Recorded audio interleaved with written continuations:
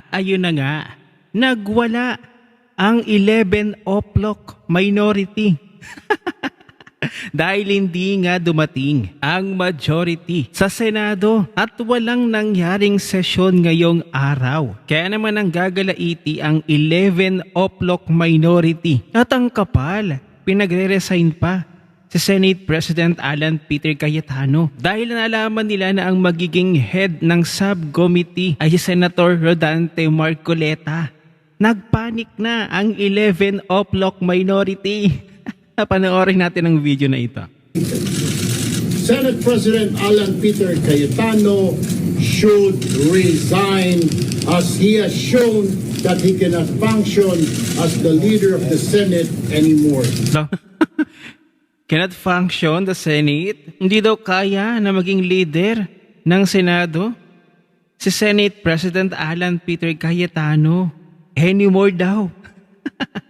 Coming from Erwin Tulfo na ang ACT-CIS party list nang siya ang congressman ay mayroong mahigit 7 billion pesos na allocation sa DPWH. Coming from him. At ito naman yung sinabi ng kanyang kapatid na si Raffy Tulfo na feeling abogado. Naniniwala, hindi naman lahat sa majority ay mga loko-loko. No? Ay? Meron pa rin sa kanilang mababait. So I feel to those members of the majority na meron katinuan sa pag-iisip, pumasok mo lang kayo. Meron na, sir, may pag-alok po ba? Wow. Hindi daw siya naniniwala na lahat daw ng miyembro ng majority ay loko-loko. At ang iba daw ay nasa katinuan pa daw naman ng pag-iisip. Kaya daw pumasok sa Senado. Coming from you, Raffy Tulfo, hindi nyo ba naisip yung pag-walkout nyo kamakailan lang? Kapag kayo pwedeng gumawa ng labag, nag-walkout kayo na nasa loob pa kayo ng plenaryo. Pero ang ginawa naman ng majority, nagpaalam naman sila na hindi sila papasok ngayong araw at pinaalam ni Senate President Alan Peter Cayetano na walang magiging session ngayon. Ano yun? Kayo pwede, sila hindi? At ito yung rest back ni Senate President Alan Peter Cayetano. Panoorin natin. Ito po ginamit nila yung parliamentary tool na walkout Yes. para po hindi matuloy ang pag-change ng rules. Totoo. So ngayon po ang majority, ginagamit din po ang rules sa tama, morally, legally, to ensure na hindi agawin ang mga committees para po matuloy ang hearing ng Blue Ribbon sa Thursday. Yun. At ang iba't iba pang mga importanteng hearing sa bawat committee. Kami na pressure nila yung isa. In the future, I can show you paano siya tinakot. 14 pala sila. Kasama talaga namin. Ang problema nga tinakot at ang pagpihit ngayon pagkakulong ni Senator Jinggoy ay ginagamit nilang panakot sa iba. Don't get me wrong. I'm not blaming the Sandigan Bayan or the law or legal processes. I'm saying later on it will be revealed that they abused the Blue Ribbon Committee. Tama. They abused, di ba, yung paggamit sa investigation ng DOJ at Ombudsman. I won't go there right now because I want everyone to fully understand the situation. Alam niyo na ba kung ano talaga ang scheme o scam sa flood control? Ilan ba talaga ang ghost? Ilan ang hindi ghost? Ilan ang substandard? Bulacan lang ba? O maraming lugar sa ating bansa? Senador lang ba? May congressman? May cabinet member ba? May mastermind ba o wala? Ano yung real numbers? Sa 1 trillion a year, sa 2023, 24, 25. Ano ba dyan ang tama? Ngayon ba? Wala na bang corruption ngayon sa infrastructure problems? Kamusta ang ating flood control?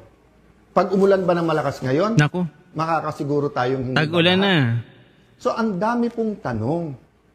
Hindi po ito masasagot kung wala tayong independent, impartial na hearing. May hearing ang Ombudsman, may investigation at hearing Ombudsman at DOJ. But what about the Blue Ribbon Committee? Tama. We gave Senator Lacson a chance. Naku, Napakatagal yon. Kayo na magkwenta ilang buwan o dinelay isang niya. taon, di ba? So, Senator Marcoleta had one hearing. Pipigilan natin yon. ayan. Witnesses. Pag nandyan na yung witness, matetest natin. Kaya ako hindi ako nag-judge. Pag nakita ko sa press con, of course I'm intrigued. Of course I listen. I do a little bit of research. But until matesting yan sa cross-examination, Doon pa lang ako maniniwala at ibabalandra ko po yan or isa side by side ko sa mga existing na ebidensya. So again, ulitin ko po ha, kailangan tignan po natin nangyayari sa Senado sa mas malaking konteksto ng katotohanan. Gusto ba natin na ang Senado ay maging kasangkapan, ay gamitin, no? Para ilabas ang totoo? The minority senators knows this. So stop lying. You know this. Some of you are using it in talking to us. Oh, sabi ko naman sa inyo, no? Pumili tayo ng 13, I'm ready to go anytime, any day. Basta't may 13 na. Ayun. Show me 13, wala nang problema. Ang pakiusap ko lang, let that be 13 that are fighting for the truth. So that the truth can finally set all Filipinos free. Iyon. God bless you. God bless the Philippines. So tuloy na ang investigasyon sa Blue Ribbon at ang magiging head ng subcommittee ay si Senator Rodante Marcoleta, ang kinatatakutan ng lahat na politiko. Yari kayo ngayon, minority. Lalong-lalo na siguro itong si Erwin Tulfo na nangunguna na pinare-resign sa Senate President Alan Peter Cayetano. Bakit? Bakit yung pinare-resign? Kasi malapit na ang investigasyon at maaaring matawag, mabanggit ang pangalan mo. Ganun ba yon, Sir Erwin Tulfo? Hindi natin alam, baka mamaya magkapatid na Tulfo pala ay mabanggit. So nakakahiya para sa kanila.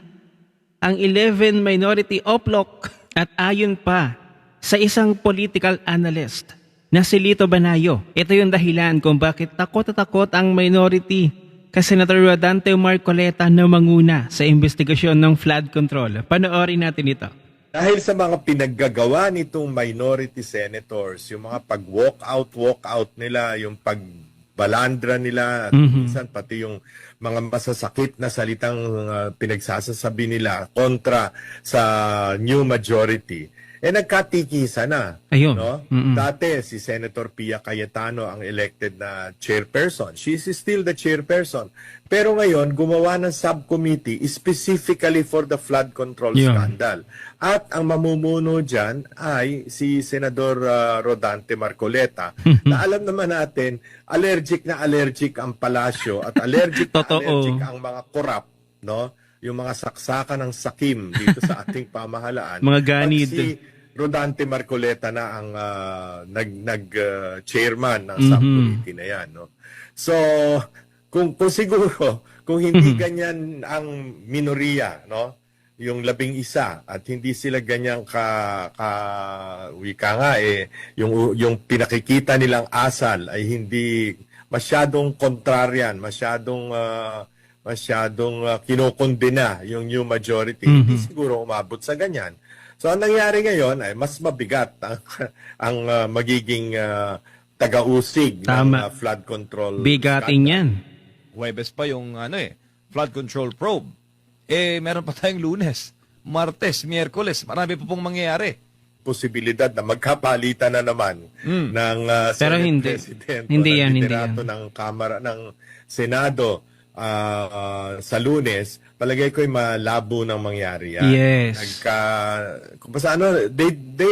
Because of their actuations, yung new minority, because of their actuations, lalong pinanindigan na ng mga miyembro ng new majority yung kanilang yung kanilang stand, no? Kagaguhan. Titisa na ito at kaya yan ang nangyayari. Palagay ko tuloy yung June 4 Ayun, tuloy na tuloy. Hearing at sana panawagan ito ng palagay ko halos lahat ng ating mga kababayan. Totoo. Panawagan na tawagin na yung 18 Yes. mga dating sundalo, yung mga retirado o napakatagal resigned na sundalo na pilit na pinagtatakpan ng NBI, ng Senado nung nakaraan, no? Ayaw nilang paharapin, marinig ang salaysay ng mga ito patungkol doon sa mga maleta. Libo-libong maleta Yan. na punong-puno ng pera, ng bilyon-bilyong pera, no? Yun ang hinihintay ng taong bayan. Oh, tuloy na talaga ang flood control investigation sa Blue Ribbon na pangungunahan ni Senator Dante Marcoleta. Ano na, 11 o'clock minority, ready na ba kayo? Ito na yung pinakihintay ng taong bayan. Ang maumpisahan na sa June 4, ang investigasyon sa flood control scandal. Marami na siguro ang mga politiko ngayon, ang mga kongresista, ang mga contractor, lalong-lalo na ang mga senador sa minority. Ang kanilang mga tinatagong baho ay ilalabas na Senator Marcoleta. Yari kayo ngayon. Sa pagkatanong pa lang ni Senator Dante Marcoleta, katakot-takot na, nanginginig na ang bawat isa, ang bawat tao na tatanungin ni Rodante Marcoleta. At doon pa lamang kay Senator Risa Ontiveros, hindi nga nakaporma si Ontiveros dahil walang alam itong si Ontiveros sa batas. Kumpara mo kay Senator Dante Marcoleta na may legal background nga naman. Pero itong si Ontiveros, wala. Isang dekada nang naging senadora, nagtitake pa rin ng notes, nagbabasa pa rin ng notes, pati sa loobin, binabasa na din sa notes. Di ba't nakita din natin yung ventriloquist nga na assistant niya? Sinasabayan yung sinasabi ni Ontiveros. Kitang-kita nyo naman yung video na yun. Yun ang patunay na parang nagpapagawa lang yata ng sasabihin nitong si Ontiveros sa kanyang assistant. Kung walang index card, ay parang walang kabuhay-buhay at walang kwentang senadora si Ontiveros. Kaya ngayon, nag-panic mode ang 11 o'clock minority at pinare-resign si Senate President Alan Peter Cayetano. Ano, para hindi matuloy ang investigasyon sa flood control? Takot kayo?